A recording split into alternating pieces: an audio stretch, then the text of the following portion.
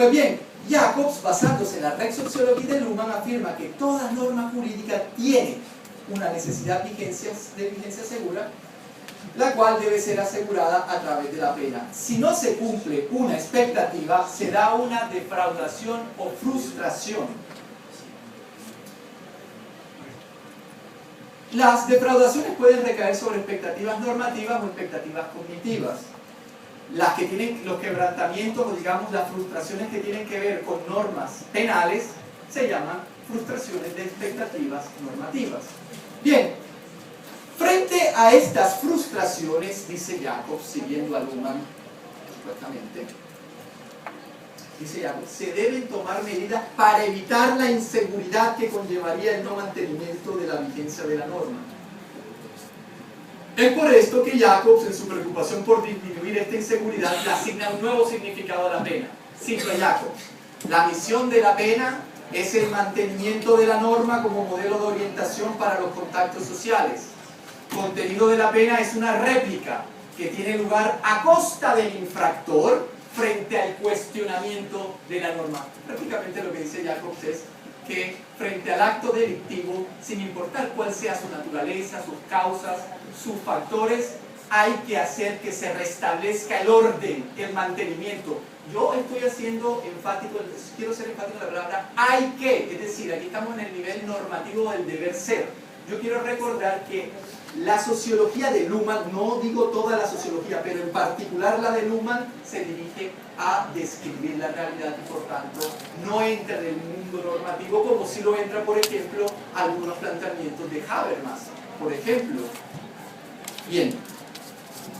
A la reacción punitiva bajo esta perspectiva sistémica, Jacobs le atribuye la función principal de restablecer la confianza y reparar o prevenir los efectos negativos que la violación de la norma produce para la estabilidad del sistema y la integración social. El delito, como expresión simbólica, haría estremecer la confianza institucional y por tanto debe ser contrarrestado con una expresión simbólica. Esa expresión simbólica sería la pena. Es importante destacar lo que señala un autor que ha estudiado mucho a Jacobs en España, que es Peñaranda Ramos. Él dice: la concepción de Jacobs constituye el intento más radical de construir la teoría de la pena y del delito en términos de funcionalidad para el mantenimiento del orden social. Y vuelvo al profesor Torres. Es muy importante, y me lo comentaba el otro día el profesor, y es en parte lo que yo trato de decir, que uno de los inconvenientes más graves que ha tenido la teoría de Luhmann es haberlo vinculado con Parsons y con todo el funcionalismo sistémico de Parsons. ¿Por qué? Porque si ustedes recuerdan esa crítica de Charles Wright Mills en la imaginación sociológica cuando habla de la gran teoría y copia casi que una hoja y media entera de la obra de Parsons para decir que eso es tan complejo que no se entiende, pues fue muy fácil luego copiar y pegar la crítica y decir, bueno, todo lo que se dijo contra Parsons tiene que adjudicarse a Luhmann. Eso solo por dar un ejemplo. Pero eso es muy equivocado porque piensen ustedes que Parsons, mientras Parsons le daba una función al derecho que era la integración social, Luhmann, que tenía muy claro que el derecho no soluciona conflictos, no podía darle esa función. Pero paralelamente a la elaboración de esta teoría de la pena, Jacobs elabora otra ideología dentro de la dogmática jurídico-penal.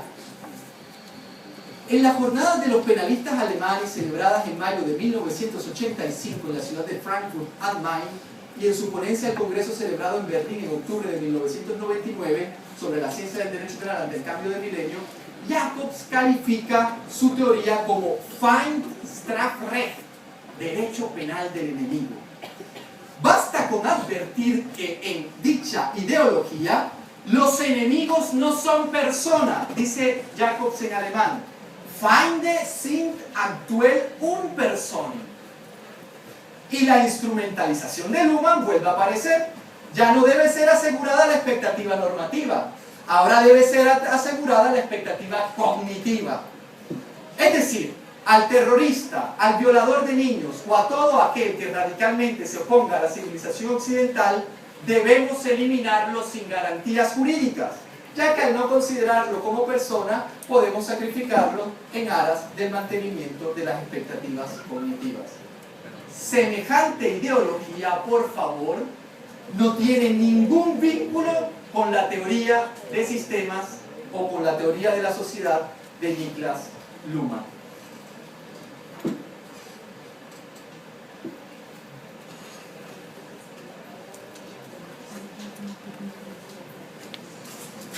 Esta instrumentalización de la obra de Luhmann fue evidenciada por el filósofo y sociólogo italiano Alessandro Baratta, cofundador junto a Franco Vícula de la revista La Questione Criminale y director desde 1971 hasta su muerte del Institut für Rechts- und Sozialphilosophie de la Universität de Saarlandes.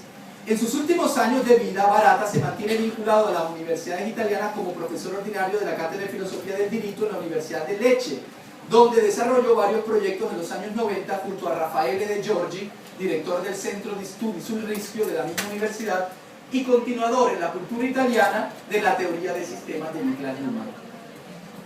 En 1984, Baratta publicó en su revista Dei delitti e delle pene, fue el nuevo título que tomó la revista anterior, La Questione Criminale, uno de sus escritos de mayor riqueza teorética y de mayor profundidad analítica, en el cual llevó a cabo su fulminante crítica a la teoría de la prevención e integración del penalista alemán Günther Jacobs.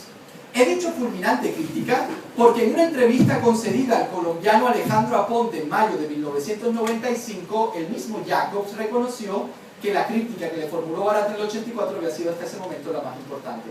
Baratta critica la equivocada adaptación dogmática que realiza Jacobs de la teoría de sistemas de Luhmann, evidenciando sus intereses tecnocráticos de legitimación de la dogmática jurídico-penal a partir de la teoría sociológica. Baratta considera que la teoría de Jacobs representa un intento por superar las gravísimas aporías teóricas y las contradicciones prácticas en las cuales la ciencia penal tradicional y la política criminal oficial se encuentran atrapadas. Pues bien, en su escrito de 1984, Baratta realizó 3 observaciones a la teoría de Jacobs dirigidas a examinar su adaptación de la teoría de Luhmann en la dogmática penal. Primero, dice: desde el punto de vista de la teoría de Luhmann, no parece poder excluirse que a la función punitiva se pueda aplicar el principio de la equivalencia funcional entre diversas instituciones. Pero la teoría de la prevención e integración, es decir, la teoría esta de Jacobs, no parece registrar esa posibilidad teórica contenida en la propia teoría de Luhmann. En otras palabras, ¿por qué necesariamente la pena tiene que funcionar tal como lo explica Jacobs? ¿Y por qué no podrían hacerse uso de otros mecanismos como equivalencias funcionales? Aquí recuerdo la presentación que hace el profesor Darío Rodríguez en el libro Das Recht der Gesellschaft, en la versión castellana traducida por el profesor Torres, en el que se habla de esta equivalencia funcional tomada de Merton, porque no podía seguirse el esquema parsoniano.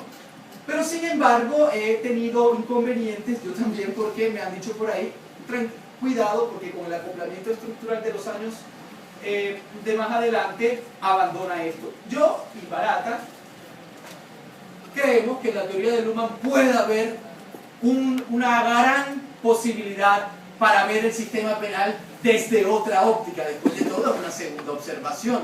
Se puede permitir también jugar un poco con la teoría. En la teoría de Luhmann, pero sin hacer lo que hace Jacobs, ¿no? Ponerle prescripciones donde hay descripciones. Bien, segundo, en la teoría de Luhmann es posible reconocer que los conflictos en las sociedades complejas se manifiestan en lugares del sistema diversos de aquel en el cual se han producido. La teoría de Jacobs parece reducir la respuesta penal necesariamente a una reacción sintomatológica de los conflictos que se realiza exclusivamente en el lugar donde ellos se manifiestan y no en aquel donde se producen. Es decir, frente a conflictos de desviación reacciona dentro de los límites clásicos de la respuesta represiva. También en este caso, según Baratta, la aplicación de la teoría de Luhmann permanece muy por debajo de la posibilidad de innovación teórica que sería posible dentro de su mismo marco. En principio, no resultaría imposible utilizar también ese marco teórico para una búsqueda de alternativas radicales al sistema penal, de intervenciones institucionales que actúen sobre los conflictos en el mismo lugar en que se producen y no en aquel donde se manifiesten, pero aclarando que aquí no se busca suplantar al derecho en la función de mantenimiento de la expectativa. porque en esto hay que ser claro, la teoría de Luhmann habla de sociedades funcionalmente diferenciadas y no puede, otra enseñanza del profesor Torres, no puede entrar a suplantar la función que otro sistema tiene. En este sentido se cierra y se clausura operativamente. Bien, tercero, la teoría de la pena de Jacobs constituye un caso central de ignoratio elenchi, es decir, Jacobs omite tomar en cuenta los efectos del sistema penal que puedan compensar negativamente sus pretendidos resultados positivos. Desconoce los argumentos y las observaciones que ponen en evidencia el hecho de que el sistema penal produce altos costos sociales y gravísimos efectos sobre la integración social y la confianza en las instituciones. Por lo tanto, el carácter parcializado e incompleto de la observación que sobre el fenómeno penal realiza Jacobs viene dado a partir de sus límites interpretativos de la teoría del sistema, ya que Jacobs asume las implicaciones teóricas y metodológicas de esta teoría sociológica tan solo en lo que le permite construir su propia teoría de la pena. En un diálogo sostenido entre Barata y Luhmann, este último le habría confesado a Barata que el modelo funcionalista de Jacobs no incorporó correctamente la teoría de sistemas. Por otra parte, Heinz Coriat, profesor de Derecho Penal, pero fue estudiante en Bielefeld y conoció de cerca a Luhmann y mantuvo relación con él, se ha referido de manera crítica e irónica sobre la supuesta fidelidad de la adopción por parte de Jacobs de la teoría de Luhmann.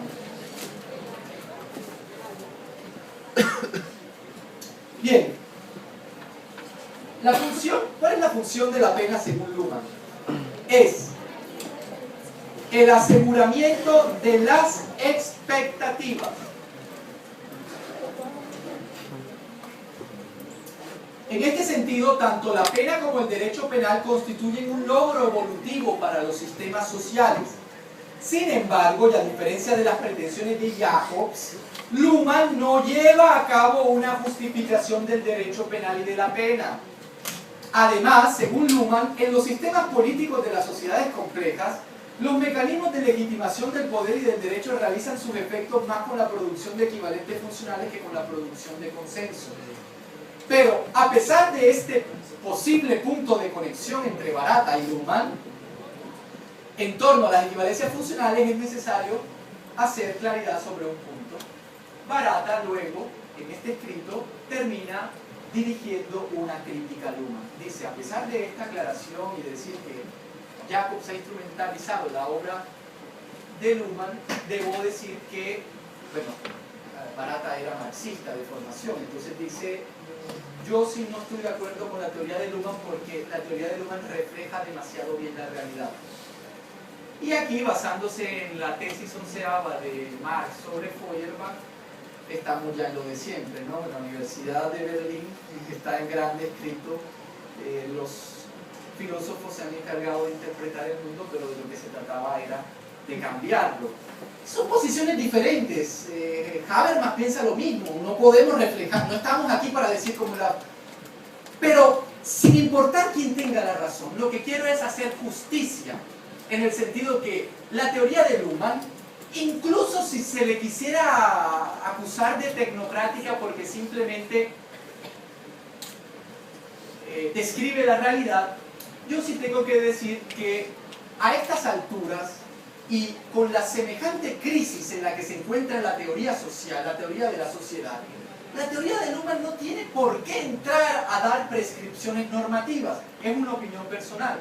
Creo que la teoría de Luhmann tiene grandes aportes que dar con la descripción que realiza de la realidad. En otras palabras, no hay que ser siempre marxista. Este es un problema típico de los años 70. Y en el caso italiano y la recepción de Febbraio, de Giorgi al comienzo, en la primera versión de Scienza del Diritto y Legittimazione, es esta la lectura. Es un país que tiene una relación con la izquierda muy fuerte. Tienen que pensar que el Partido Comunista Italiano era el partido comunista más importante del mundo occidental. Lograron estar a puertas del poder y estuvieron presentes en la redacción de la Constitución italiana. Por tanto, un partido tan importante tenía una influencia en la sociedad muy fuerte y esto hacía que la teoría social se viera obligada siempre a prescribir cómo cambiar el mundo. El caso de Luhmann es diferente. El caso de Luhmann es un teórico que dice: yo quiero investigar la sociedad, quiero llegar finalmente a desarrollar la teoría con la cual podremos comenzar a observar correctamente, porque en eso tiene absoluta razón Luhmann, la teoría está en crisis. Bien.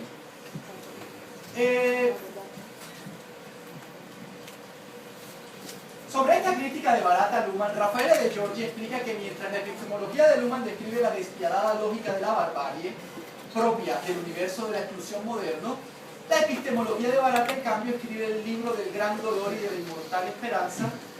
En últimas, es necesario advertir que esta crítica de barata a la sociología de Luhmann es de carácter metateórico y realizada desde una filosofía de la historia marxista.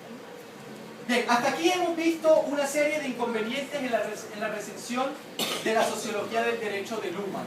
Primero, hemos visto que la instrumentalización realizada por Jacobs provocó una equivocada lectura de la teoría de sistemas en varias facultades de derecho alemanas, italianas, españolas y latinoamericanas. Segundo, hemos visto que esa crítica de barata a la instrumentalización realizada por Jacobs estuvo acompañada de una serie de críticas a la teoría de Luhmann por ser de carácter tecnocrático. Precisamente este segundo inconveniente ha acompañado la recensión de la teoría de Luhmann en países como Italia.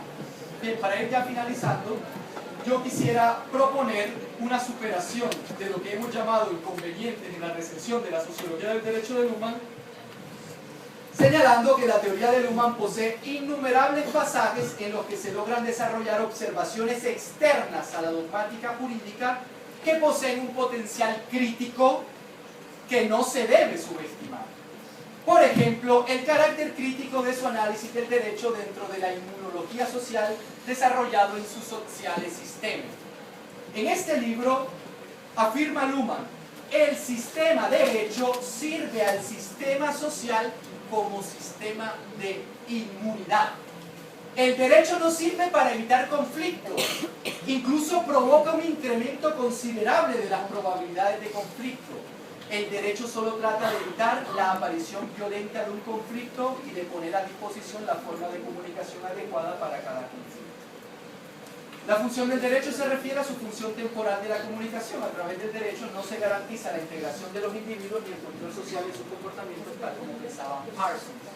El derecho es un sistema funcionalmente diferenciado de la sociedad moderna, cuya función es mantener estables las expectativas aun en caso de que resulten bajas. Además, es necesario recordar el texto programático de Luhmann sobre el derecho que aparece en el texto con el que comencé la conferencia, la Sociología.